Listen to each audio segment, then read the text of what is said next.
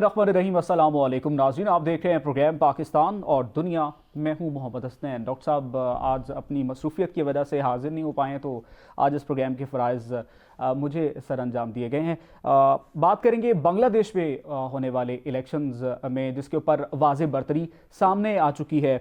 लेकिन इसके पस मंज़र में जाना सबसे पहले वो बहुत ज़्यादा ज़रूरी है। हम सब ये जानते हैं कि शेख हसीना वाजिद की जो आमिराना हुकूमत थी, उसके ख़िलाफ़ किस तरह से बांग्लादेशी अवाम बाहर निकले और जनजीज़ को हमने बाहर निकलते हुए देखा और शेख हसीना वाजिद की हुकूमत का तख्ता पलटते हुए देखा। एक इनकलाब आया और उस इनकलाब के सिलसिले में बांग्लादेश के ऊपर जो एक आमराना हुकूमत मुसल्लत थी, उसका खात्मा होते हुए हमने देखा।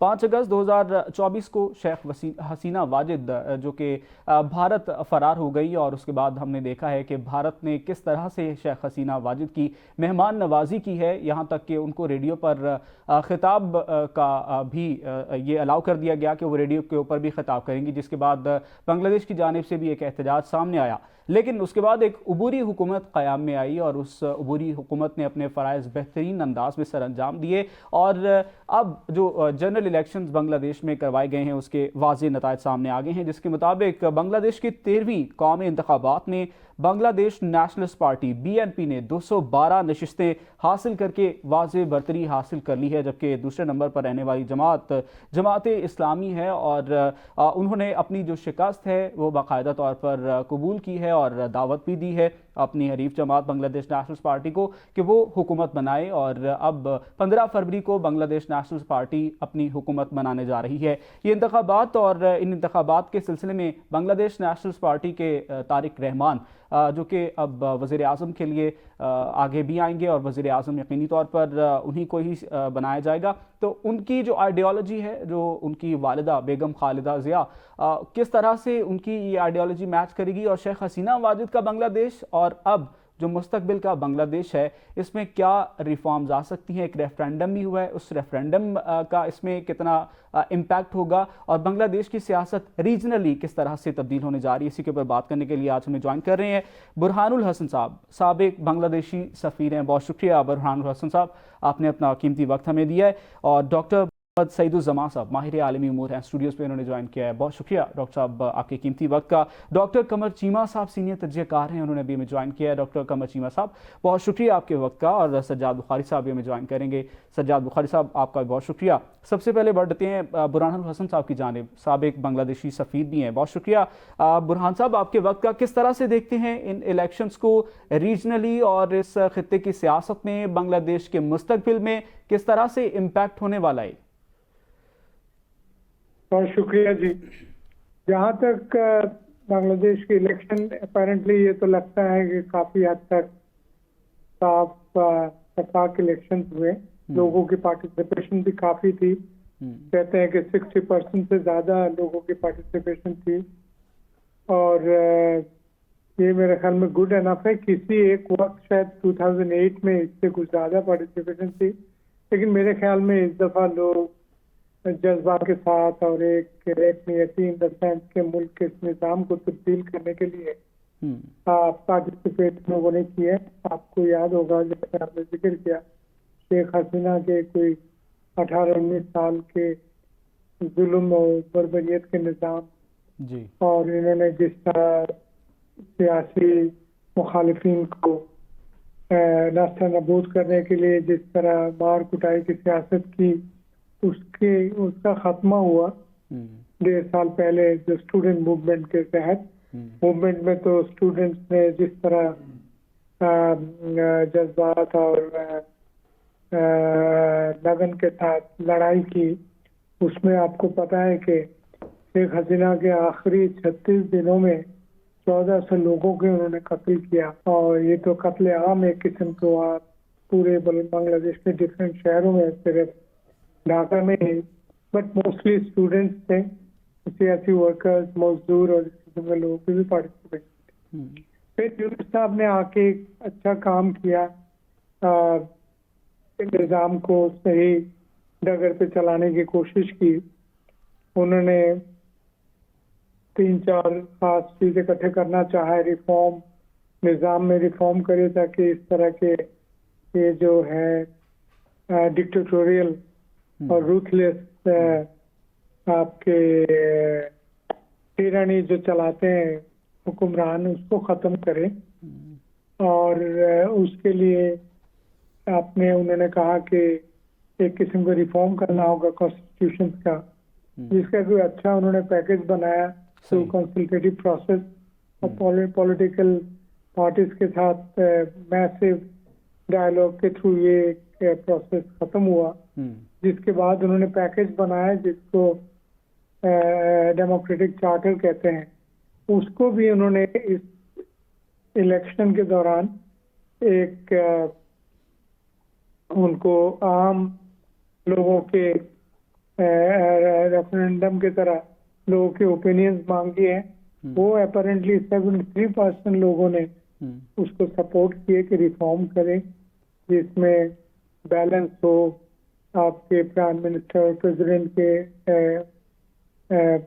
ताकत में, पावर में, उनके स्कोप, और इसके अलावा आपके सेकंड हाउस बना है पार्लियामेंट के। पहले तो ऑलरेडी नेशनल असेंबली है, एक अपर हाउस बनाने के लिए कोई 50 मेंबर्स के हाउस के भी बनाने की प्रपोजल है, जो लोगों ने उसको एक्सेप्ट किया और 73% वोट के साथ उसको कबूल किया।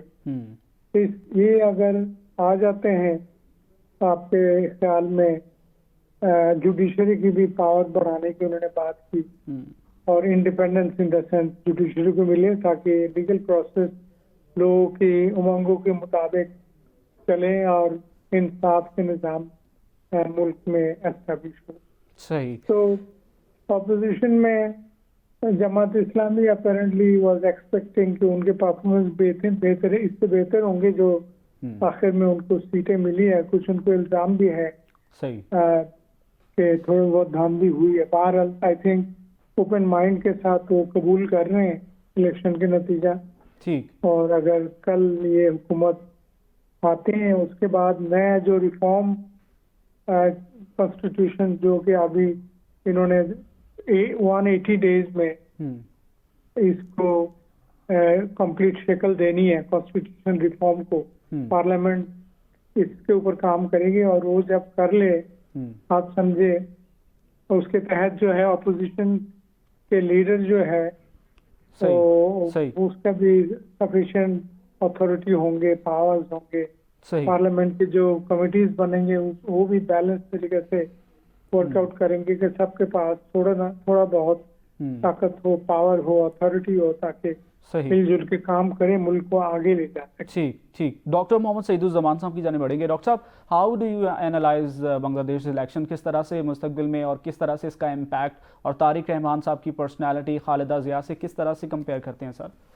देखिए हसनैन, सबसे पहले तो बांग्लादेशी आवाम को मुबारकबाद। अगस्त 2024 को अगर देखें, जिस तरीक़ा से शेख हसीना वाजिद की गवर्नमेंट ख़त्म हुई, कैओस था, यूथ स्ट्रीट्स पे उसको रेवोल्यूशन का नाम दें, प्रोटेस्ट का नाम दें, यकीनन मुख्तलिफ पर्सपेक्टिव्स हैं। नेवरदिलेस वो सिचुएशन इंतहाई ख़तरनाक तरफ भी जा सकती थी। आई मीन टू से ये जो पॉलिटिकल स्टेबिलिटी आपको आज नज़र आ रही है, शायद ये ऐसे ना होती और बांग्लादेश कैओस की तरफ चला जाता। बांग्लादेश की अगर हम इकॉनमी को देखें, इकोनॉमिक ग्रोथ, इवन कोविड में भी उनकी इकॉनमी ने अच्छा परफॉर्म किया और फिर उसके बाद से पिछले चंद सालों में इकोनॉमिक स्टेबिलिटी की वजह से बांग्लादेश ने रीजन में और इंटरनेशनली बड़ा अच्छा परफॉर्म किया। तो बांग्लादेश ने बहुत आगे जाना है और यकीनन वो जा रहे थे।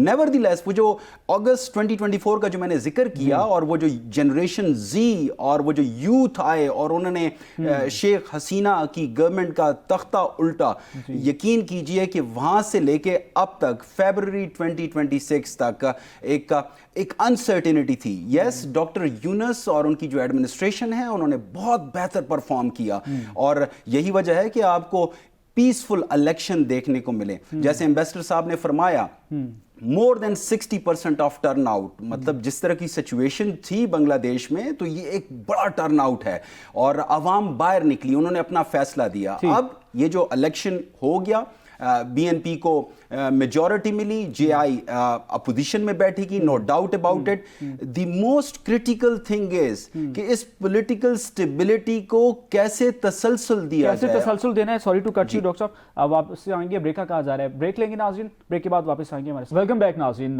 जैसे कि गुफ्तगू कर रहे थे हम डॉक्टर मोहम्मद सईदुज़्ज़मान साहब से। सईद साहब अपनी बात को कंटिन्यू कीजिएगा और रीजनली पर्सपेक्टिव से बात कीजिएगा। जैसे कि हमने भारत की अब चीखें भी सुनी हैं और उसके बाद पाकिस्तान जिस तरह से करीब आ रहा है, how do you analyse that? देखिए हसनैन, पॉलिटिकल स्टेबिलिटी किसी भी कंट्री के लिए बहुत ज़्यादा इंपॉर्टेंट होती है। तो जैसे मैंने कहा, इस पॉलिटिकल स्टेबिलिटी को तसलसल चाहिए। तारिक रहमान साहब मुतवक्का प्राइम मिनिस्टर, देखते हैं कि वो इस तमाम तर सिचुएशन में कैसे बांग्लादेशी कौम को और रियासत को आगे लेकर जाते हैं। एक चीज़ बड़ी इंपॉर्टेंट है, इससे पहले कि मैं इंडिया की तरफ आऊँ, देखिए जो उनकी वालदा साहिबा थी, उनकी पॉलिटिकल फिलॉसफी को अगर जांचा जाए तो मालूम पड़ता है कि वो पॉलिटिकल विक्टिमाइजेशन की कायल नहीं थी। यही वजह है कि उनके बेटे और उनकी जो जमात है बीएनपी, वो दोबारा इक्तिदार में आई है। शेख हसीना वाजिद को अगर देखें तो उन पे ऊपर इल्जामात भी हैं और एविडेंसेस भी हैं कि वो पॉलिटिकल विक्टिमाइजेशन के साथ जाती थी। यही वजह है अगस्त 2024 का जो प्रोटेस्ट था, जो यूथ की तरफ से आया, तो वन ऑफ द रीजंस जो असर्टिव एग्रेसिव पॉलिसीज थी शेख हसीना वाजिद की, उसके खिलाफ सॉर्ट ऑफ रिवोल्ट था। नाउ रीजन पे कैसे इंपैक्ट पड़ेगा? देखिए बांग्लादेश और इंडिया के तिजारती ताल्लुकात काफ़ी स्ट्रॉन्ग थे। अगर उनके हम इकॉनमी की बात करें, अगर उनके बायलैटरल ट्रेड की बात करें, तो it is like more than $10 billion। नेवरदीलेस मुझे इस तरह लगता है कि उसके ऊपर एक इंपैक्ट आएगा, एक ज़र्ब लगेगी। कैसे जनाब? देखिए, जब से अगस्त 2024 का ये सारी जो सिनेरियो जनरेट हुआ, उसके बाद से बांग्लादेश पाकिस्तान के ज़्यादा क्लोज हुआ। न सिर्फ पाकिस्तान बांग्लादेश के ज़्यादा क्लोज हुआ, बल्कि चाइना के साथ भी रिलेशन स्ट्रांग हुए। ये जो स्पेस क्रिएट हुई है, मुझे लगता है कि चाइना इसको टेक ओवर करेगा और चाइना और बांग्लादेश का ट्रेड बढ़ेगा। बीआरआई की 6 कॉरिडोर्स हैं, सीपैक फ्लैगशिप प्रोजेक्ट है। नेवरदीलेस जो बांग्लादेश की जो कॉरिडोर है, बीआईएमसी जिसको हम बोलते हैं, उसमें चाइना ने बांग्लादेश को एक रोल देना है। तो मेरी समझ के मुताबिक, चाहे पॉलिटिकली हो, इकोनॉमिकली हो, सिक्योरिटी पॉइंट ऑफ व्यू से हो, बांग्लादेश और चाइना के ताल्लुकात में मजीद बेहतरी आएगी। जी सही। डॉक्टर कमर चीमा साहब की जानिब बढ़ेंगे। डॉक्टर साहब, how do you see Bangladesh elections? Tariq Rahman साहब की पर्सनैलिटी और Khaleda Zia, how do you compare these personalities both? है वो करप्शन के चार्जेस रहे हैं माजी के अंदर। और इंटरेस्टिंग चीज़ ये है कि करप्शन, एक्सटॉर्शन, ये सारा कुछ उनके ऊपर रहा है। लेकिन आप इमेजिन करें कि लोग हसीना वाजिद से इतने तंग थे कि लैंडस्लाइड विक्ट्री जो है वो मिली है। तो आप यहाँ से अंदाजा लगाएं कि इनके बारे में और इनकी और फिर ये जो 16-17 साल जो जुल्म किए हसीना वाजिद ने, और हसीना वाजिद ये समझती थी कि उसको बस भारत की सपोर्ट मिल जाए और भारत की सपोर्ट के साथ जो है वो जो मर्जी कर सकती है। और ये मेरा ख्याल है बांग्लादेश के लोगों ने ये जो मॉनसून रेवोल्यूशन आया, उसमें भी आप देखेंगे जो यंग लड़के थे, जो जिनको समझा जा रहा था कि शायद जिन्होंने जो रेवोल्यूशन एक्चुअली लेके आए, जिन्होंने जाने दी, उनको वोट नहीं पड़ा। वोट किसको पड़ा है? वोट एक पुरानी टाइम टेस्टेड पॉलिटिकल पार्टी को पड़ा है। सो इट मीन बांग्लादेश के लोगों ने बहुत सोच समझ के वोट दिया है कि हम एक ऐसी पॉलिटिकल पार्टी को वोट दें, या ऐसे लड़कों को वोट दें, या बच्चों को वोट दें, या यूथ को वोट दें, शायद वो उस तरह मुल्क को ना चला सकें। तो उन्होंने पुरानी पार्टी को वोट दिया बिकॉज इनका at the end of the day ground पे स्ट्रक्चर भी मौजूद था। और फिर इन्होंने खवातीन पे भी बड़ी इन्वेस्टमेंट की। जमाते इस्लामी खवातीन को इतनी लिफ्ट नहीं कराती थी, वो समझते हैं कि इनकी ज़रूरत ही नहीं है, खवातीन को वज़ीर आज़म नहीं होना चाहिए, इस तरह की चीज़ें। सो मुझे ऐसा लगा है। और फिर ख़ास तौर पे आप ये भी देखें कि जो जमाते इस्लामी हो या बीएनपी हो, दोनों जो हैं उनके साथ शेख हसीना वाजिद ने बड़े जुल्म किए हैं। और बांग्लादेश के लोगों ने अपना जो वोट दिया है, ये वोट एंटी इंडिया है, ये वोट इंडिया आउट कैंपेन है, ये वोट जो है तब्दीली का वोट है। ये वोट है कि वो एक जैसे और अगर आप बीएनपी को देखें तो ये एक प्रोग्रेसिव सेंटर की पार्टी है, सेंटर राइट आप इसे कह सकते हैं।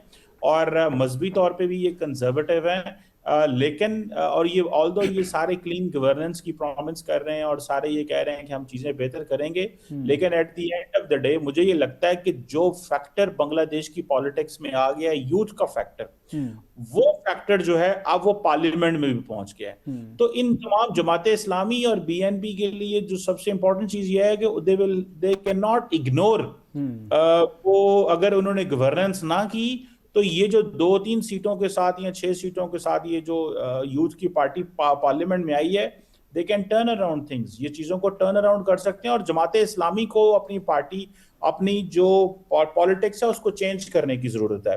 जिस तरह वो खवातीन को ट्रीट करते हैं, जिस तरह वो एक उनका राइट विंग कंजर्वेटिव एजेंडा है, लोगों ने बेशक एक मुसलमान कंट्री होने के नाते इस्लामिस्ट फोर्सेस को भी चाहिए कि अगर वो अपने आप को उन्होंने ट्रांसफॉर्म ना किया तो उनको, और ये अपने अंदर यंग लोगों को ना लेके आए तो लोग उनको रिजेक्ट कर देंगे, जैसे कि उन्होंने अभी भी किया है। हालांकि जमाते इस्लामी के लोगों को सजाए मौत दी गई है जब हसीना वाजिद पावर में थी, तो मुझे लगता है कि हसीना वाजिद जो है उसका मुस्तकबिल, और सबसे बढ़ के जो इम्पोर्टेंट चीज है वो ये है कि इंडिया जो है उसको, कल मैं देख रहा था कि बीएनपी की लीडरशिप ये कह रहे थे, स्पोक्स पर्सन ये कह रहे थे कि वो शेख हसीना वाजिद की एक्सट्रेडिशन की बात करेंगे। इंडिया के लिए इंपॉर्टेंट सवाल ये है कि वो क्या करेगा, क्या वो बांग्लादेश की इस मैंडेट को मानता है या कि वो अपनी जो सियासत करना चाहता है और अपनी मर्जी मुसल्लत करना चाहता है बांग्लादेश के ऊपर। इंडिया की फॉरेन पॉलिसी के लिए बहुत सीरियस चैलेंज। सही। डॉक्टर सज्जाद बुखारी साहब की जानिब बढ़ेंगे। डॉक्टर साहब, बहुत शुक्रिया प्रोग्राम में ज्वाइन करने के लिए, स्टूडियोज में स्पेशली आने के लिए। किस तरह से देखते हैं बांग्लादेश की इलेक्शन को? देखिए, चीमा साहब ने आपको कुछ ग्राउंड रियलिटीज़ और कोई एक राइट विंग और लेफ्ट विंग और बिलखुसूस राइट विंग एक्सट्रीम जो पॉलिटिक्स के हवाले से जो है उन्होंने उस पर रोशनी डाली है। लेकिन मैं यहाँ पे एक बात बताता चलूँ कि जनूबी एशिया की बात करें, इवन कि साउथ ईस्ट एशियन जो पॉलिटिकल कल्चर है वो कंपैरेटिवली अगर हम देखें तो हमारे साथ उसकी काफ़ी मुमासलत है। बहुत सारे फैक्टर्स हैं उसके, बिलखुसूस मुसलमान ममालिक की बात करें। जहाँ तक रिसेंट जो है बांग्लादेश नेशनलिस्ट पार्टी की कामयाबी है, उसके पीछे एक सिंपैथी भी है, क्योंकि पॉलिटिकल विक्टिमाइजेशन का वो शिकार रही हैं, माजी में भी रही हैं खालिदा ज़िया, और बैरून मुल्क वो रही हैं और उनको मुल्क बदर किया गया है। बहुत सारे और भी फैक्टर्स हैं। फिर उनका एक पॉलिटिकल स्ट्रक्चर जो था, वो उनका जो ढांचा था वो वहाँ पे मौजूद था। लेकिन अब यहाँ पे एक सवाल पैदा होता है कि भारत के लिए, हमारे लिए ये कितना इंपॉर्टेंट है। एक तो इंतखाबात में हमने इंतखाबात पे ज़्यादा डिबेट किए, लेकिन हमने रेफरेंडम पे कम डिबेट किए। 70 से ज़ायद नुकात थे जिस पे हाँ और ना, ये 2 पर्चियाँ थी जब ये बैलेट पेपर्स में डाली गई हैं, तो बैलेट बॉक्स में डाली गई हैं 2 पेपर्स थे, एक पिंक था और एक वाइट पेपर था। एक पेपर जो था उसमें यस और नो था। अब उमूमी तौर पर देखें तो वहाँ के लोग ये कहते हैं कि ये आज़ादी और ग़ुलामी के दरमियान एक लकीर थी कि टिक मार किया, यानी हम एग्री करते हैं। उसमें बहुत सारी शराइत उन्होंने डाली हुई हैं। उसमें एक तो इन्होंने ये कहा है कि पाकिस्तान की तरह जो है ऐवान बाला, जिस तरह राज्य सभा और लोकसभा भारत में, इसी तरह बांग्लादेश में भी इसकी फौरी तामीर होनी चाहिए और इस पे काम होना चाहिए। और दीगर चीज़ें जो माजी में हसीना वाजिद, एक तो हसीना वाजिद का जो दौर था उसको हम सिर्फ पॉलिटिकल विक्टिमाइजेशन तक महदूद नहीं रख सकते। वो भारत की एक प्रॉक्सी थी और उसकी अपनी निजी जेलें जो है वो भी दरियाफ्त हुई हैं। अब ये इंतखाबात जो थे ये एनालिसिस के बरक्स नहीं हुए और ये बिल्कुल जो वहाँ के लोगों का ओपिनियन था, बल्कि मुख्तलिफ मुतादिद ट्रांसमिशंस में मैंने भी जो वहाँ के लोगों का टेक चाहा तो उन्होंने यही तकरीबन यही आदादुशुमार, हाँ वो टर्न आउट के हवाले से कह रहे थे कि लेस देन 50% हो रहा था, लेकिन वो एनालिसिस हकायक के बरक्स निकला और मोर देन 60% जो था ओवरऑल टर्न आउट था। खवातीन के हवाले से गुज़िश्ता 40 साल से 36 साल के करीब जो बरसर इक़्तिदार रहने वाली खवातीन हैं, जो खवातीन की हमेशा बात भी करती थी, लेकिन इस मरतबा उन तमाम पॉलिटिकल पार्टीज ने, जमात इस्लामी को आप छोड़ें, इस दफ़ा तो बांग्लादेश नेशनलिस्ट पार्टी ने जो है उन्होंने भी खवातीन के लिए जो जनरल नशिस्तें थी वो बहुत कम रखी और ओवरऑल कोई 100 से ज़ायद अगर वो उनकी रिजर्व 50-51 सीटें मिला दें तो मेरे ख्याल में ये तादाद टोटल बनती है। तो इस दफ़ा तो खवातीन को वैसे देखा जाए मजमूई तौर पर तो नज़रअंदाज किया गया। अब जो इंपॉर्टेंट चीज़ है, हिंदुस्तान का इस पे क्या असर होगा, हमारे लिए ये कितना इंपॉर्टेंट है, क्योंकि ये ओवरऑल अब नेक्स्ट मंथ जो है नेपाल में भी इलेक्शन होने जा रहे हैं, इसका असर वहां तक पहुंचेगा, ये भी हमें समझना है। दूसरा, जो नॉर्थ ईस्ट स्टेट्स हैं जिनको हम चिकन नेक भी कहते हैं, वहां पर आपको याद होगा आज से कुछ अरसा कबल उनके साबिक मेजर जनरल फजलुर रहमान ने एक इंटरव्यू देते हुए ये बात की थी, बल्कि मशवरा दिया था बांग्लादेश की हुकूमत को कि अगर हिंदुस्तान पाकिस्तान पर हमला करता है तो हमें फिल फॉर जो है इन रियासतों पर कब्जा कर लेना चाहिए। उसके बाद से हालात बहुत चेंज हुए। अब जो इसकी सिटीजन पार्टी है, जो नौजवानों की, और बिलखुसूस उस्मान हादी के बाद एक सेंटिमेंट हमने देखा वहां पे, और नौजवानों ने बहुत इसका, एक तो नौजवानों को हम बार बार कह रहे हैं, लेकिन चीमा साहब अगर आप वोट का टर्नआउट निकाल कर देखें तो नौजवान गो के अगर इस तरह होता तो मेरे ख्याल में वो दीगर पार्टियों के साथ ज्यादा मतलब उनका अच्छा कोई रिजल्ट भी सामने आता। नो डाउट कि नौजवानों ने और जेंजीज ने बड़ा काम किया है, लेकिन थोड़ा बहुत जो है ममासलत हमारे जेंजीज के साथ भी उनकी हमने देखी है। सही। एम्बेसडर साहब हमारे साथ मौजूद हैं। एम्बेसडर साहब, आपने बात सुनी होगी बुरहानुल इस्लाम साहब, डॉक्टर कमर चीमा साहब ने भी बात की, डॉक्टर सज्जाद बुखारी साहब ने भी बात की, हवालगी की बात चल रही है, तो how do you see India कैसे रिस्पॉन्ड करेगा इसके ऊपर? इंडिया तो बहुत मोहताज अंदाज से आगे बढ़ेगा। ऑलरेडी मोदी साहब ने टेलीफोन पे भी बात की और अच्छा खत भी लिखा है, कांग्रेचुलेट किया। वो चाहते हैं कि एक नया तल्लुकात के बेस बनाएं और अच्छे अंदाज से तल्लुकात बनाएं बांग्लादेश के अवाम के साथ। उनको ये महसूस तो हो गया कि 35-40 साल एक पार्टी के पीछे लगे रहे, और जो पार्टी अपने अंदाज से रिप्रेसिव रिजीम चला के रखा हुआ, अवाम को मार कुटाई, अपोजिशन को काम नहीं करने दिया, उस तरह के लोगों के साथ दिया इंडिया ने। शर्मिंदगी तो बहुत हुई इनको। अब यह है कि आपके उनको थोड़े से समझ आ गई, थोड़े से उन्होंने भी ज्यादा लिफ्ट नहीं किया है प्रोफेसर यूनुस साहब ने, तो उन्होंने देख लिया ये मुल्क ऐसा है कि हमारे साथ बहुत ज्यादा वो जो क्या कहते हैं उसको, बहुत ज्यादा मालिशी सियासत ना हो, उनके साथ बराबरी के ताल्लुकात रखना चाहते थे बांग्लादेश।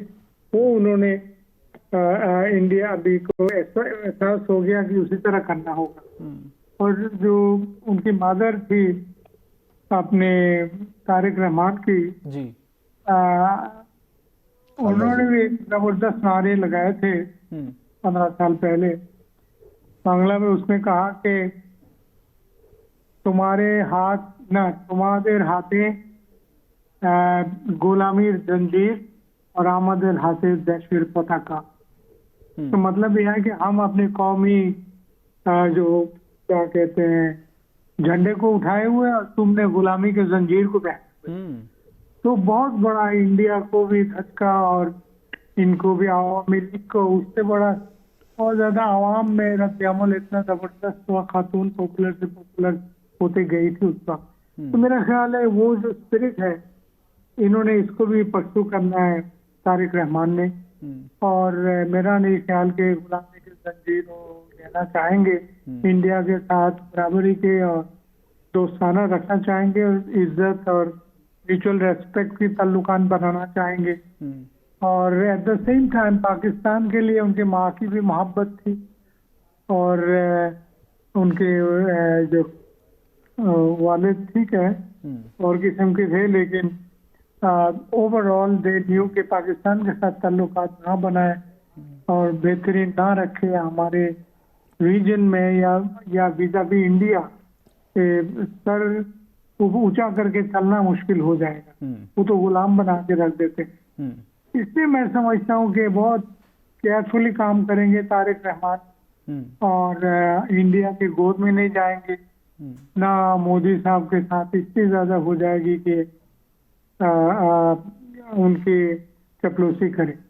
तो इस वजह से lot to look forward to. मेरा अपना ख्याल है कि पाकिस्तान के ऊपर बहुत डिपेंडेंस होगी इनकी, और यूनुस साहब ने अच्छा बेस बना दिया पाकिस्तान के साथ, मिलिट्री कोऑपरेशन से लेके बिजनेस और जो अपने आम लोगों को आने जाने की आसानी, एयरलाइन फ्लाइट, बिजनेस, ट्रेड। इस सिलसिले में दो बातें मैं कह दूं। पिछले हफ्ते मुझे मिलने आए थे बांग्लादेश के सफीर, तो यही कहने लगे थे कि ताल्लुकात कैसे होनी चाहिए, आप भी करें मदद, आपके मीडिया वाले भी करें और डिप्लोमेट भी करें। वो ये है कि ये जो जहाज हमने चलाई है बांग्लादेश की, विमान वाले आ रहे हैं, सही, वो कहते हैं कि यहाँ से लोगों की भी वीजा लेके इंटरेस्ट लेके, नॉट ओनली स्टूडेंट, टूरिस्ट बहुत सारे तादाद में जाना चाहिए। उनके लोगों के साथ डायरेक्ट ताल्लुकात हो, जाने समझे बूझे इश्यूज को। लेकिन वो कहते हैं कि हम वहां से तो जहाज 2-3 जो आए हैं, बहुत लोग तादाद में लोग आए, खुश है, पाकिस्तान के आवाम से मिलना चाहते हैं, यहाँ के खूबसूरती देखना चाहते हैं, टूरिस्टिक स्पॉट जाना चाहते हैं, लोगों से मिलना चाहते हैं। लेकिन यहाँ से अगर वापसी पे जहाज खाली जाए तो ताल्लुकात कैसे बने? ठीक, उनका ख्याल है कि वीजा हमने बहुत इजी और सिंपल कर दिया, पाकिस्तान के लोगों को बड़ी तादाद में वहाँ जाना चाहिए, ताल्लुकात बनाने चाहिए, पर्सनल लेवल पे रेपो रखना चाहिए। सही। और मैंने अपनी किताब में भी लिखी है कि in the past cultural differences थे सही। और हमारे लोगों के रिजर्वेशन, जिसकी वजह से ताल्लुकात सही नहीं हमारे, ठीक नहीं चली। इस दफा ये कल्चरल चीजों को समझे और लोगों को इज्जत करें, आगे चले, और उस तरह पाकिस्तान के लोगों को बहुत कुछ करने को है। सेकंड, उन्होंने कहा कि तिजारत जो है कोई वन साइडेड नहीं होनी चाहिए। हम तो कुछ चीजें लेंगे आपसे, लेकिन आप भी हमारी तरफ से कुछ चीजें ले बांग्लादेश से। उस तरह जो बैलेंस ट्रेड होगा तो दोनों मुल्कों में दिलचस्पी रहेगी। उन्होंने मिसाल दी है, हम अनानास हमारे पास बहुत, हम एक्सपोर्ट कर सकते हैं, वो अनानास यहाँ फ्रेश अनानास लाए। ठीक हो गया, बजा फरमाया बुरहानुल इस्लाम साहब। आपने सईदुज़्ज़मान साहब की जानिब बढ़ेंगे। सईदुज़्ज़मान साहब, एक तो हवालगी के पॉइंट ऑफ व्यू पे आइएगा कि क्या आप इसको प्रैक्टिकली पॉसिबल होता हुआ देख रहे हैं? दूसरा ये, जैसे कि बुरहानुल इस्लाम साहब ने भी बात की पाकिस्तान और हमारे बांग्लादेश रिलेशंस में, इसमें तिजारत हो गया, IT हो गई, उसमें मज़ीद आप कितनी इम्प्रूवमेंट देख रहे हैं? देखिए हसनैन, जहाँ तक हवालगी की बात है तो मुझे लगता है कि ये एक पॉलिटिकल रेटोरिक तो हो सकता है, बट प्रैक्टिकली इम्प्लीमेंटेशन इसकी मुमकिन नहीं है। क्योंकि आप जब इंडियन स्टेट अपरेटिस को देखते हैं, उन्होंने शेख हसीना को अपने जो स्टेट इंस्टीट्यूशन है रेडियो के ज़रिए खिताब का मौका दिया, उन्होंने एड्रेस करने का मौका दिया। तो इंडिया जा रहा है ऑफेंसिव, और मेरे ख्याल से ये इंडिया के मफाद के ख़िलाफ़ है। क्योंकि आप किसी कंट्री के इंटरनल अफेयर्स में जब मुदाखलत करते हो तो खमियाजा भुगतना पड़ता है। ये जो अगस्त 2024 का जो रेवोल्यूशन था, ये भी वन ऑफ द फैक्टर्स यही है कि इंडिया की ज़्यादा ही इन्वॉल्वमेंट हो गई थी।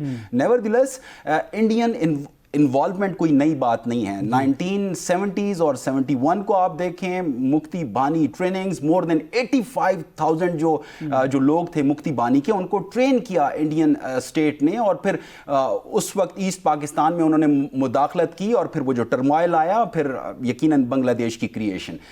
What I want to establish is कि अब अगर इंडिया ने दोबारा वो सब कुछ करने की कोशिश की तो दुनिया बदल चुकी है जनाब। ये 1971 नहीं है, दिस इज 2026। और इंडिया की जो ऑफेंसिव पॉलिसीज हैं, अगर आप उनको मद्देनजर रखें और फिर देखें कि उनके इर्द गिर्द हो क्या रहा है, श्रीलंका आपसे दूर, नेपाल आपसे दूर, बांग्लादेश आपसे दूर, तो इंडिया एक आइसोलेशन में जा रहा है। आप जितना भी चाहे ट्रेड पार्टनरशिप EU के साथ कर लें या बाकी स्टेक होल्डर, बाकी रियासतों के साथ कर लें, पार्स के साथ कर लें, जब तक इस रीजन पे आपका फोकस नहीं होगा तब तक आप तरक्की नहीं कर सकते। देखिए, ये खित्ता 2 बिलियन लोगों का मजमुआ है। यहाँ पे 900 मिलियन से ज्यादा यहाँ पे लोग गरीब हैं। मॉडरेट लेवल पॉवर्टी की मैं बात कर रहा हूं, जो कि $4.20 पर डे है यूनाइटेड नेशन की रिपोर्ट के मुताबिक। What I want to establish is, आइए सार्क को फॉल कीजिए, आइए रीजनल कोऑपरेशन की तरफ आइए, लेकिन अगर आप चाहेंगे कि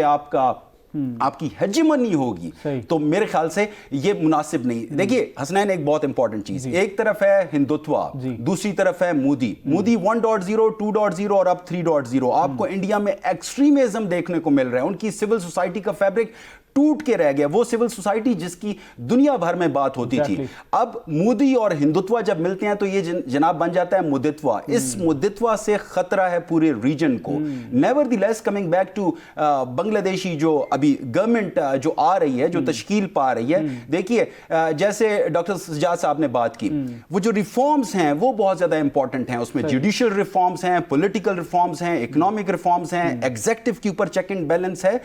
बहुत जरूरी है कि उन रिफॉर्म्स को आप इस तरीका से इंप्लीमेंट करें कि वो जो जनरेशन जी और यूथ जो कि अगस्त 2024 में निकले थे, देखिए आपने उनको साथ लेकर चलना है और बांग्लादेश को आगे लेकर जाना है। तो ज्यादा ऑफेंसिव नहीं, ज्यादा एम्बिशियस नहीं, तमाम स्टेक होल्डर्स, चाहे वो डोमेस्टिक हो, चाहे वो रीजनल हो, चाहे वो इंटरनेशनल हो, उनके साथ अच्छे बैलेंस ताल्लुकात रख के आगे की तरफ बढ़िए और पूरे न सिर्फ बांग्लादेश की तरक्की बल्कि पूरी खित्ता की तरक्की में अपना रोल प्ले कीजिए। जी, ब्रेक का कहा जा रहा है, ब्रेक की जाने बढ़ेंगे। नाज़रीन वापस आएंगे हमारे साथ। वेलकम बैक नाज़रीन। डॉक्टर कमर चीमा साहब की जाने बढ़ेंगे। डॉक्टर साहब, आपने गुफ्तगू सुनी डॉक्टर मोहम्मद सईदुज़्ज़मान साहब की, उससे पहले बुरहानुल इस्लाम साहब ने भी बात की और आपका भी जैसे पॉइंट ऑफ व्यू यही था। क्या प्रैक्टिकली आप इसको पॉसिबल होता हुआ देख रहे हैं? शेख हसीना वाजिद को उन्होंने रेडियो के ऊपर तकरीर की भी इजाज़त दी, फिर सईदुज़्ज़मान साहब ने भी कहा कि एक आइसोलेशन में जाता हुआ हम इंडिया को देख रहे हैं। आप भी इत्तेफाक करते हैं? देखिए, इंडिया फ्रैंकली स्पीकिंग खिते में तो आइसोलेशन में है, लेकिन ग्लोबली रेलेवेंट है। और अगर आप देखें कि अभी जैसे India EU trade free trade agreement हुआ या बाकी जो ममालिक हैं उनके साथ काम कर रहे हैं, लेकिन खिते में आइसोलेशन है बिकॉज ऑफ द पॉलिसी। और मुझे ऐसे लगता है कि ये इंडिया को सूट करता है और नरेंद्र मोदी को सूट करता है। सूट ये करता है कि पाकिस्तान मुसलमान कंट्री है, बड़ा मुल्क है, लड़ाई लड़ो, डोमेस्टिकली पॉलिटिकली रेलिवेंट रहो, इलेक्टोरली रेलिवेंट रहो। बांग्लादेश मुसलमान मुल्क है, इस्लाम कार्ड खेलो, मजहब कार्ड खेलो और इंडियंस को बताओ जी ये रेडिकल इस्लामिक आ गए। जैसे कि कल इंडियंस के क्या कर रहे थे जी, हमारे लिए तो बड़ी पैनिक है। हमारे वेस्ट बंगाल है, कोलकाता जो है उसके जो कि इंडिया की स्टेट्स फॉर एग्जांपल बांग्लादेश के साथ अटैच होती हैं या सिलीगुड़ी कॉरिडोर में ऊपर जमाते इस्लामी ने बड़े वोट लिए हैं जो रियासतें इंडिया से के साथ हैं, जो वेस्ट बंगाल एंड कोलकाता। तो वो समझते हैं कि जनाब ये तो हमारे बॉर्डर पे आके मौलवी बैठ गए हैं और इंडिया के रेडिकल इस्लामिक वो तो उनको ऐसे ट्रीट करते हैं ना। तो ये बेसिकली इंडिया की एक बड़ी गलत बात है कि वो डिमोनाइज करता है। वो मुसलमानों को जो डिमोनाइज करते हैं, जो बिलिटल करते हैं, उस पे मेरा ख्याल है कि ये इनको सूट करता है politically. So anti Pakistan sentiments, anti Bangladesh sentiments ये इनको सूट करते हैं। तो ये चीज हो गई। लेकिन सबसे बढ़ के इंपॉर्टेंट चीज ये है जो मुझे भी नजर आ रही है कि वो ये है कि जो लीडरशिप है बांग्लादेश की, वो देखिए उनको वो रहे हैं आउट ऑफ पावर रहे हैं फॉर सो लॉन्ग। तो उन्होंने एक तो इंडिया को थोड़ा टफ टाइम देना है और वो टफ टाइम उन्होंने ये देना है कि उन्होंने कहना है एक तो हसीना वाजिद को वापस भेजो, दूसरा बातें चल रही हैं कि वो सार्क को रिवाइव करना चाहते हैं।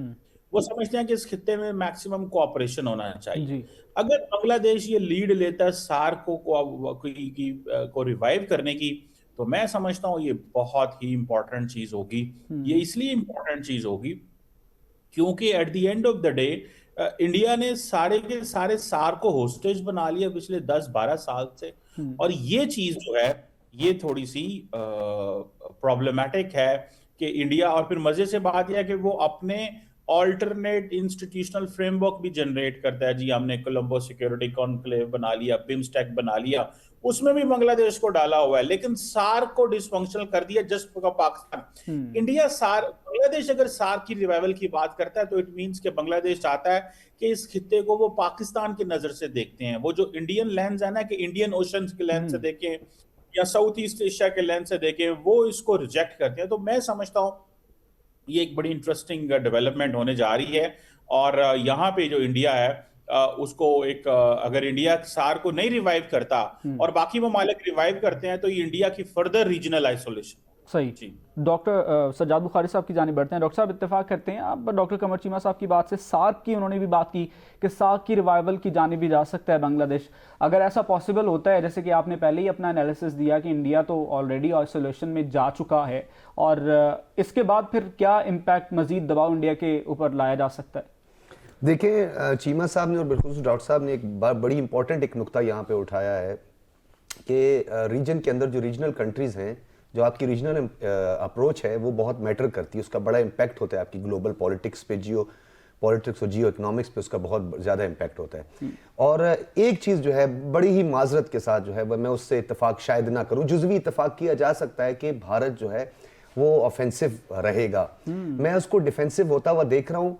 वो कि चीमा साहब ने एक बात बिल्कुल ठीक कही है कि जो हिंदुत्व है या मुद्दत्व है, ये आरएसएस है या उनका बजरंग दल, संघ परिवार, ये जितनी भी उनकी जो एक्सट्रीमिस्ट जो हैं, और उनके पास सिर्फ एक यही चूरन है बेचने के लिए, यही मंजन वो हमेशा बेचते रहते हैं। लेकिन अब उनको इससे कुछ मुश्किलात खड़ी हो रही हैं। एक तो राहुल गांधी जो है उसका इन्फ्लुएंस जो है वो अभी बहुत ज्यादा बढ़ता जा रहा है। उसने एक नारा लगाया था राहुल गांधी ने कि every institution has been captured by RSS. वो जो नारा था वो सरायत कर गया अब सोसाइटी के अंदर बहुत ज्यादा।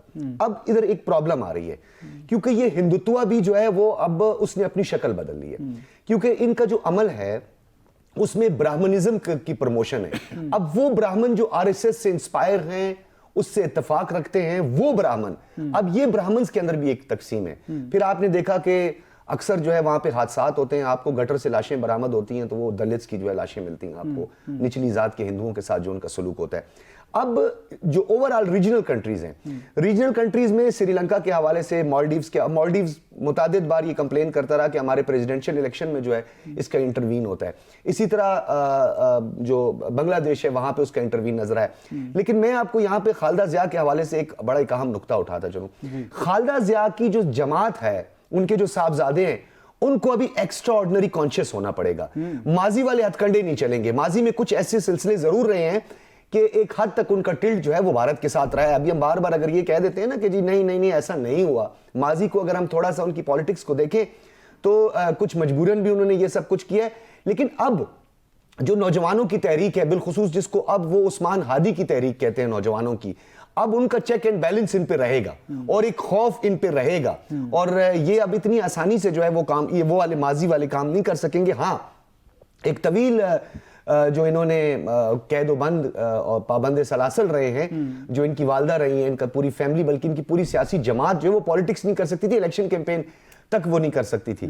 तो उसमें अब एक और फैक्टर जो है उसको भी जरा हमने गौर करना है कि अवामी लीग जो थी, अवामी लीग का 50% वोटर जो था उसने वोट किसको दिया है? ये एक जर्मन जरीदा है DW, उसके मुताबिक भी, जर्मन टीवी के मुताबिक और कुछ आदादो शुमार जो थे उसको भी अगर इकट्ठा किया जाए तो 50% वोटर जो था उसने बांग्लादेश नेशनलिस्ट पार्टी को वोट दिया। खालिदा जिया की जमात को उन्होंने क्यों वोट दिया, ये भी बड़ा एक अहम नुक्ता है। अब आ जाते हैं जमात इस्लामी के हवाले से। जमात इस्लामी को के 5 जो लोग हैं उनको अब तक जो है वो फांसी या तख्तादार पर लटका दिया गया। उसका एक ही वजह है 71 वाला नारा भी, कि उन्होंने पाकिस्तान की हिमायत की। तो जब पाकिस्तान की हिमायत की, उनको सजा मुख्तलिफ अदवार में मुख्तलिफ तरीकों से मिलती रही। अब क्या होगा कि रीजन के जो ममालिक हैं इनको आपस में, जिस तरह सार्क ममालिक की बात की, इसी तरह दुनिया में जैसे सफबंदियां हो रही हैं, जो हमारी थर्ड वर्ल्ड कंट्रीज हैं, लेस डेवलप कंट्रीज हैं, उनको भी एक फोरम फिल फॉर सार्क से हटकर भी उन्हें बनाना होगा। जैसे G8 है, G20 है, G6 कंट्रीज हैं और दुनिया में सफबंदियां हुई हैं, कोई ऑकस है, कोई क्वाड है।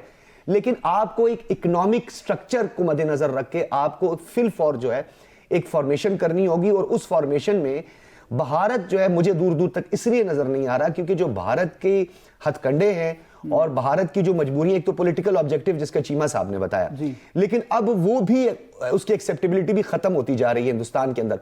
अभी हालिया इलेक्शन में आप देखें, मांगे तांगे की हुकूमत मोदी ने बनाई हुई है, किस तरह उसने मकबूजा कश्मीर के अंदर जो था अपना एक भी बीजेपी का पहले उसने रुकन जो था इलेक्शन में नहीं खड़ा कर सका। तो अब हालात बहुत ज्यादा बदल रहे हैं। भारत इस वक्त डिफेंसिव है, ऑफेंसिव इसलिए नहीं है क्योंकि वो बदतरीन आइसोलेशन का शिकार है रीजनल कंट्रीज में। और जब आपका हमसाया आपके साथ अच्छा ना हो या आपके हमसाए के साथ अच्छे ताल्लुकात ना हो तो फिर आपके लिए मुश्किलात जो है ग्लोबली बहुत ज्यादा बढ़ती हैं। सही वजह फरमाया डॉक्टर साहब आपने। सईदुज़्ज़मान साहब की जानिब बढ़ते हैं। सईद साहब, ब्रीफली जैसे कि डॉक्टर सज्जाद बुखारी साहब ने भी बताया, जैसे कि G8 हो गया, दीगर अलायंस हो गए, क्या ज़रूरत है, क्या ऐसा पॉसिबल होता हुआ देख रहे हैं आप? क्योंकि हमने पाकिस्तान के ताल्लुकात सऊदीया के साथ और तुर्की के साथ, ईरान के साथ काफ़ी बेहतर हो चुके हैं ये ताल्लुकात, और अब बांग्लादेश के साथ भी हमारा रिवाइवल हो चुका हुआ है। तो क्या ज़रूरत है इस चीज़ की और ऐसा पॉसिबल हो सकता है? देखिए हसनैन, पाकिस्तान की अगर हम फॉरेन पॉलिसी को देखें particularly in last few years, तो मुझे लगता है कि पाकिस्तान तो ग्लोबली जगमग कर रहा है। I mean to say be that Gaza peace plan को आप ले लें, या इवन अभी ईरान और यूएस की टेंशन्स को देख लें, जहाँ पे तुर्की में नेगोशिएशंस होनी थी तो पाकिस्तान को दावत दी गई। इसके अलावा पाकिस्तान बाकी रीजनल और ग्लोबल फ्रंट्स पे बहुत ज़्यादा एक्टिव है। इवन क्लाइमेट चेंज जैसे जो फैक्टर्स हैं, जो खतरात हैं, जो कि पूरी दुनिया को लाके हैं, वहां भी पाकिस्तानी लीडरशिप, पाकिस्तानी रियासत एक बहुत अहम रोल प्ले कर रही है। नेवरदिलेस हसनैन, एक बहुत इंपॉर्टेंट चीज जो मैं यहां पे शेयर करना चाहता हूं, दुनिया कैओस में है। इजराइल पैलेस्टाइन कॉन्फ्लिक्ट को देखें, हजारों की तादाद में मासूम इंसानों की जान ली गई। 50% ऑफ देम खवातीन और बच्चे हैं। जुल्म का बाजार गर्म किया हुआ है और अभी भी वो जारी है। दूसरी तरफ अगर आप देखें, रशिया यूक्रेन कॉन्फ्लिक्ट है, ना खत्म होने वाली जंग है। दुनिया एक कैओस में है। यूनाइटेड स्टेट्स ऑफ अमेरिका ने जो वेनेजुएला में जो ऑपरेशन किया और जिस तरीके से वो ग्रीनलैंड के हवाले से अपनी पॉलिसी रखते हैं, हम समझते हैं कि दुनिया में एक डिसऑर्डर है। हाँ, ये डिसऑर्डर ऑर्डर की तरफ जाएगा, बट ये जो ट्रांजिशन है ये बहुत ज्यादा कॉम्प्लेक्स है। इसमें पाकिस्तानी रियासत को इंतहाई सूझबूझ के साथ आगे बढ़ना होगा। डोमेस्टिकली, रीजनली, इंटरनेशनली एक कॉम्प्रिहेंसिव स्ट्रेटेजी के साथ जाना होगा और पाकिस्तान के नेशनल इंटरेस्ट को सिक्योर करना होगा, जो कि पाकिस्तानी लीडरशिप कर रही है। Pakistani civilian leadership, Pakistani military leadership, इन्होंने ये करके दिखाया है। और मैं समझता हूं कि बांग्लादेश, तुर्की, Middle East, European Union, China, America, तमाम स्टेक होल्डर्स के साथ हमें अपने ताल्लुकात को मजीद फरोग देना चाहिए। डिप्लोमेटिक फ्रंट पे हमें मजीद असर्टिव होना चाहिए और पाकिस्तान को इकोनॉमिक ग्रोथ की तरफ लेकर जाना चाहिए। और सिर्फ एक बहुत इंपॉर्टेंट बात, फिर मैं कंक्लूड करूंगा। We need to move on towards value added product. Export led growth हमारी होनी चाहिए। देखिए, इकोनॉमिक ग्रोथ होगी, इकोनॉमिक स्टेबिलिटी होगी तो आप कंटेम्प्रेरी जो टाइम्स के जो चैलेंजेस हैं उनको हम मीट कर रहे होंगे। सो एक जामे कॉम्प्रिहेंसिव पॉलिसी की जरूरत है, जो कि अपनी जगह मौजूद भी है, but we need to do more in order to get to that national interest, जो कि हमारे लिए गाइडिंग स्टार है। जी डॉक्टर कमर चीमा साहब की जानिब बढ़ेंगे। डॉक्टर साहब, कंबाइनिंग डॉक्टर सज्जाद बुखारी साहब एंड डॉक्टर सईद साहब, आप जैसे कि फॉर्मेशन की बात हुई और उसके बाद हमने अभी एक्सपोर्ट लेड ग्रोथ की बात की, सईदुज़्ज़मा साहब ने जैसे कि बात की, how do you see the time importance? हमने देखा Pakistan is a flower now in the foreign policy, जिस तरह से वो चल रहा है सऊदीया, ईरान और तुर्की को लेकर। अभी हमने रिसेंटली एक न्यूज़ और भी सुनी कि इंडिया के जो प्राइम मिनिस्टर हैं उन्होंने दौरा करना है इजराइल का भी। तो अब कितना आइडियल टाइम है कि इसके ऊपर मजीद प्रेशर बनाया जाए और ये जो कंट्रीज हैं बांग्लादेश, तुर्की, ईरान, फॉर्मेशन देख रहे हैं आप डॉक्टर साहब? देखिए, पहली बात तो यह है कि हमें इकोनॉमिकली रेलिवेंट हो। ये हमारे दोस्त तो बहुत ज्यादा हैं, हमसे प्यार भी करते हैं, हमारा ख्याल भी करते हैं, लेकिन हम अगर इकोनॉमिकली रेलिवेंट नहीं होते, फॉर एग्जांपल अगले दिन कल आपने एक स्टेटमेंट देखी होगी कि जी यूएई ने 2 महीने के लिए आपके $2 बिलियन रोल ओवर कर दिए। These are not good statements, this is not something appreciable. Government को अपनी लॉन्ग टर्म जो पॉलिसीज है, इकोनॉमी जो है, उसके ऊपर काम करना होगा। आप देखते हैं, अक्सर मैं देखता हूं कि पाकिस्तान के अंदर हुकूमतें रोजाना इनिशिएटिव्स ले रही हैं, ये भी हम प्रोजेक्ट कर रहे हैं, ये भी प्रोजेक्ट कर रहे हैं। जिस चीज को करने की जरूरत है वो एक चीज है, और वो है कि कितनी जॉब्स क्रिएट कर रहे हैं। हमें बताएं कि कितने लोगों को नौकरियां मिल रही हैं। ये देखिए, ये गवर्नमेंट को ये चाहिए कि आप यूथ है, यूथ अपने आप पे पैसे कमा रही है, वो फ्रीलांसिंग कर रहे हैं, गवर्नमेंट क्या फैसिलिटेट कर रही है। हम यहाँ पे Bangladesh for example, Bangladesh India के जब भी करीब हो रहा है वो सिर्फ इस वजह से हो रहा है कि वो एक मार्केट है जी। तो लोग जो है वो मार्केट के करीब होना चाहते हैं। तो क्या हम एक मार्केट बन सकते हैं? क्या हम उनको एक इकोनॉमिक ऑल्टरनेटिव के तौर पे वो हमें देख सकते हैं? ये चीजें हैं जो मेरा ख्याल है थोड़ी समझने वाली हैं, देखने वाली हैं और करने वाली हैं। अगर हमने इकोनॉमिक हम एक अच्छी इकोनॉमी ना बन पाए, हम फाइनेंशियली इंडिपेंडेंट ना हुए, देखिए मिडिल ईस्ट में बहुत सारी ट्रांसफॉर्मेशन आ रही है। हमारे जो मिडिल ईस्ट में पार्टनर्स हुआ करते थे वो शायद हमारे पार्टनर्स मुस्तकबिल में ना रहें। जो हमारे पार्टनर्स पहले नहीं थे वो हमारे पार्टनर्स बन रहे हैं। जी। तो हमें उसमें भी देखना है, और साउथ एशिया में हमें देखना है। चाइना जैसा मुल्क या बाकी जो बांग्लादेश जैसे मुल्क जो हमारे साथ चलने को तैयार हैं, जो जहाँ पे हमें एक्सेस मौजूद है, मेरा ख्याल है कि वो काम हमें थोड़ा करने की ज़रूरत है। इस पे इकोनॉमिकली जितने ज़्यादा रेलिवेंट होंगे, इकोनॉमिकली जितने ज़्यादा इंडिपेंडेंट होंगे, हमारी फॉरेन पॉलिसी भी उतनी ज़्यादा आज़ाद सही होगी। सही। मैं डॉक्टर सज्जाद बुखारी साहब की जानिब, डॉक्टर साहब योर टेक ऑन इट। जैसे कि हमने जेनजीज की भी बात की, बांग्लादेश में कितना इंपॉर्टेंट होते हुए देखा है। अभी भी पाकिस्तान के सिनेरियो की अगर बात करी जाए तो पॉलिटिकल पार्टीज जेनजीज के हवाले से थोड़ा सा कॉन्फ्लिक्ट उनके माइंड में भी पाया जा रहा है। डॉक्टर साहब, डॉक्टर कमर चीमा साहब की बात से आप इत्तेफाक करते हैं? देखिए, चीमा साहब और डॉक्टर साहब ने जो है एक नुक्ता उठाया यहाँ पे, हमारा इकोनॉमिक रिवाइवल या इकोनॉमिक स्ट्रक्चर। तो सबसे पहले बदकिस्मती, अनफॉर्चुनेट, तो पहले तो हम 99-98 से जो सैंक्शंस, जिसके बाद हमारा रिवाइवल हुआ और बहुत अच्छा रिवाइवल हुआ, इस हवाले से मूडीज़ ने जो है वो अपनी रिपोर्ट के अंदर पाकिस्तान की रिवाइवल का जो है वो तारीफ की थी, आपको भी याद होगा। फिर उसके बाद अनफॉर्चुनेट ये हुआ कि हमारा एक इकोनॉमिक स्ट्रक्चर कैप्चर्ड है अनफॉर्चुनेट फाइनेंशियल इंस्टीट्यूशंस के हाथों, बिलखुसूस IMF। उसकी मुख्तलिफ कंडीशनैलिटीज़ है, चाहे उसको आप सब्सिडाइज कर दें, सब्सिडी देख लें, या आपके एनर्जी सेक्टर में देख लें, जो आज तक हमें खमियाजा भुगतना पड़ रहा है। फिर दो चीज़ें हमारी बड़ी इंपॉर्टेंट है। ईज ऑफ डूइंग बिजनेस पर हम बगलें बजाते हैं, बहुत खुश हो जाते हैं, लेकिन कास्ट ऑफ डूइंग बिजनेस की तरफ हमारी रत्ती बराबर तवज्जो नहीं है। और बिलखुसूस जो हमारी एक्सपोर्ट ओरिएंटेड पॉलिसी या हमारी इकोनॉमिक कंटिन्यूएशन कहें या आप कंसिस्टेंसी कहें, उसमें सबसे बड़ी रुकावट आपके फाइनेंशियल इंस्टीट्यूशन है, क्योंकि आप उसको कंसिस्टेंट रख ही नहीं सकते। क्योंकि जो ही आपको बेल आउट की जरूरत होती है तो फिर आपका जो है वो IMF का वफ्द आता है, आपके साथ बैठ जाता है। 3-4 चीजें बड़ी अहम होती हैं उसमें। एक तो आपका एनर्जी सेक्टर होता है, दूसरा आपकी स्टेट बैंक की पॉलिसी होती है, तीसरा आपका जो इंतहाई मैं समझता हूं कि वो इंपॉर्टेंट ये है कि वो आपकी सब्सिडी होती है, वो आपने किस किस सेक्टर को दी होती है। इवन कि आपकी डेवलप कंट्रीज जो है मास ट्रांजिट को जो है वो सब्सिडाइज कर रहे हैं, यहां पे आके IMF कहता है नहीं करें।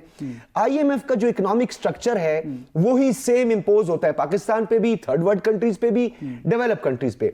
ये IMF की नेगोशिएशन सिर्फ पाकिस्तान के साथ नहीं होती, ये IMF की नेगोशिएशन जो है दीगर ममालिक के साथ, डेवलप कंट्रीज के साथ भी होती है, वो भी मकरूज है फाइनेंशियल इंस्टीट्यूशंस के। अब हमारा मसला ये है कि हमारी कंसिस्टेंसी इसलिए और कंटिन्यूटी इसलिए नहीं आती कि हमारी यकसुई कोई नहीं है। और यकसुई ना होने की एक बड़ी वजह यह है कि हम IMF के पापड़ बेलते रहते हैं और हमें उसके बेल आउट के बगैर। उसकी सबसे बड़ी वजह यह कि हमारे देखने वालों के लिए भी हम अक्सर कहते हैं कि जी हम IMF के चुंगल से क्यों जान नहीं छुड़ाते। वो भाई सिर्फ $1 बिलियन का बेल आउट है, जी सिर्फ $2 बिलियन। अगर 25 से ज्यादा प्रोग्राम्स का हम हिस्सा बने हैं तो उसकी एक मजबूरी ये, क्योंकि ये एक दूसरे के साथ कनेक्ट हैं। अगर हमें IMF बेल आउट नहीं देगा तो फाइनेंशियल इंस्टीट्यूशन के दरवाजे हमारे लिए बंद हो जाएंगे।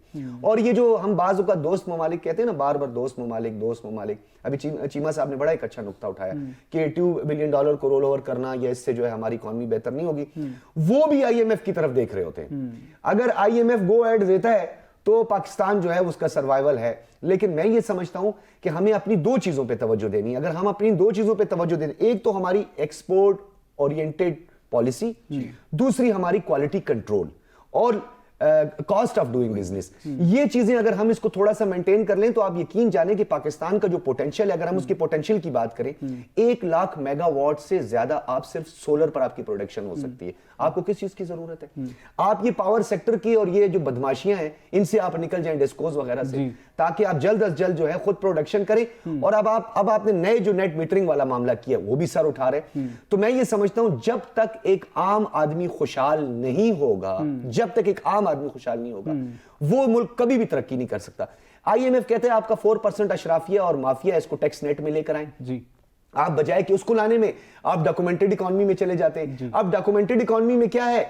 एक आम जो सरमायाकार है जो आपकी बैंकिंग ट्रांजैक्शन में आपकी मदद करता है, उसी के पैसे से आप कुछ परचेजिंग करते हैं। आप उस पर इतनी कंडीशंस लगा लेते हैं, कभी बोलते हैं शनाख्ती कार्ड दिखाओ, कभी बोलते हैं 50,000 से ज्यादा आपने जो है कोई चीज परचेज की तो जनाब आपको जो है ये चीजें प्रोवाइड करनी पड़ेंगी। बैंक में जाकर अपने पैसे रखवाएं, बड़े बड़े परफॉर्मे दे देते हैं। फिर क्या होता है? फिर डॉलर्स की फ्लक्चुएशन होती है, यानी डॉलर आसमान को छूने लग जाता है, सोने की कीमतें हमारी बेकाबू हो जाती है। वो क्यों?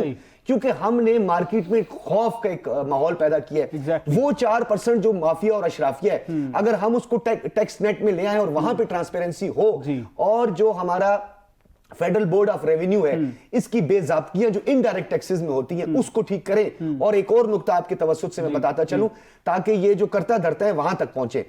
कस्टम्स को रेगुलेट करें, कस्टम्स ड्यूटी की मद में हमारा बहुत बड़ा रेवेन्यू स्टक पड़ा हुआ है और वो एक पूरा माफिया बन चुका है कि हम कम से कम इनके चुंगल से निकले। हमारा इतना ज्यादा रेवेन्यू, हमारी ब्लू इकोनॉमी सारी स्टक हो जाती है जब हम इसमें रिफॉर्म्स नहीं लेके आते।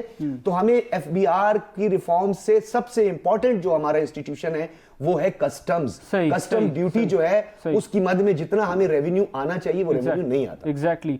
Towards the ending of the programme Saiduzzaman साहब से कंक्लूजन लेंगे। सईदुज़्ज़मान साहब, किस तरह से आपने एनालाइज करेंगे डॉक्टर सज्जाद बुखारी साहब की और डॉक्टर कमर चीमा साहब के, जैसे उन्होंने बात की कि अगर बांग्लादेश भारत के पास जाता है तो वो इसीलिए जाता है क्योंकि वहाँ पर जो आईटी के हवाले से रिफॉर्म्स हैं या उनका जो जेनजी है उसको जो जॉब्स के हवाले से या आईटी, मेरे पर्सपेक्टिव से तो आईटी इज़ द बिगेस्ट, जिस तरफ हमारे जेनजीज या हमारे नौजवान जॉब स्किल्स भी प्रोड्यूस करते हैं उसमें जाते भी हैं, तो how Pakistan can create that? Hasnain, ये जो जनरेशन जी है या जो अल्फा है, मैं तो इसको उम्मीद समझता हूँ। मैं समझता हूँ there is a huge potential. Bangladesh हो, पाकिस्तान हो, दुनिया की कोई कंट्री हो, कोई रीजन हो, इस जनरेशन जी और अल्फा ने दुनिया को बदल के रख देना है। देखिए, हम उस जनरेशन से ताल्लुक़ रखते हैं कि जब हमने देखा कि ईद कार्ड होते थे, मतलब there was no digital things, और फिर ब्लैक एंड वाइट टीवी, रंगीन टीवी करते करते एक टीवी चैनल, फिर privatisation, multiple TV channel, social media, हम उस ट्रांजिशन को देख रहे हैं। तो किसी हद तक हमारे अंदर वो ट्रेडिशनलिज्म है, जितनी भी हम जदीदियत की बात कर लें, लेकिन ये जो जनरेशन है ये जदीदियत की जनरेशन है। ये डिजिटाइजेशन से डिजिटलाइजेशन की तरफ जा रही है और वहां से फिर दुनिया डिजिटल ट्रांसफॉर्मेशन की तरफ जा रही है। ये एक बहुत टेक्निकल प्रोसेस है। सो मैं समझता हूं जनरेशन जी के पोटेंशियल को यूटिलाइज करने की जरूरत है। जैसे डॉक्टर सजाद साहब ने फरमाया और डॉक्टर चीमा साहब ने फरमाया, we need to give them opportunities. जब हम इनको अपॉर्चुनिटीज देंगे, ये टेक्निकल अपॉर्चुनिटीज देंगे, टेक्निकल असिस्टेंस देंगे, ट्रस्ट मी जॉब अपॉर्चुनिटीज आएंगी, सर्कुलेशन ऑफ कैपिटल होगा। सर्कुलेशन ऑफ कैपिटल होगा तो आपका पर कैपिटा इनकम बढ़ेगा, वहां से जीडीपी बढ़ेगी, वहां से जीएनपी बढ़ेगी, वहां से आपका परचेजिंग पावर पैरिटी ठीक होगा। देखिए, ये एक कॉम्प्लेक्स प्रोसेस है। और Hasnain, the most important thing जिसकी तरफ डॉक्टर चीमा ने भी इशारा किया था, देखिए प्लानिंग कीजिए, short term, middle term, long term planning होती है। एडहॉकिज्म के साथ नहीं जाना, लॉन्ग टर्म प्लानिंग के साथ जाएं, कॉम्प्रिहेंसिव स्ट्रेटेजी के साथ जाएं। तमाम stake holders, domestic, regional, international, जो दोस्त हैं, मिलाइए उनको साथ, जाइए टेक्नोलॉजी की तरफ, करिए रिसर्च एंड डेवलपमेंट, एंड ये जनरेशन जी एंड ये जनरेशन अल्फा चैनलाइज कीजिए इनके पोटेंशियल को, और आप देखेंगे पाकिस्तान जगमग जगमग करेगा। पाकिस्तान जगमग करेगा। बहुत शुक्रिया प्रोग्राम में ज्वाइन करने के लिए। डॉक्टर मोहम्मद सईदुज़्ज़मान साहब हमारे साथ मौजूद थे, डॉक्टर सज्जाद बुखारी साहब स्टूडियोज़ में ज्वाइन करने के लिए बहुत शुक्रिया डॉक्टर साहब आपका। डॉक्टर कमर चीमा साहब हमारे साथ मौजूद थे, डॉक्टर साहब बहुत शुक्रिया आपका। और बुरहानुल इस्लाम साहब, साबिक बांग्लादेशी सफीर, हमारे साथ मौजूद थे। आज के प्रोग्राम से अब तक के लिए इतना ही। देखते रहिए साथ।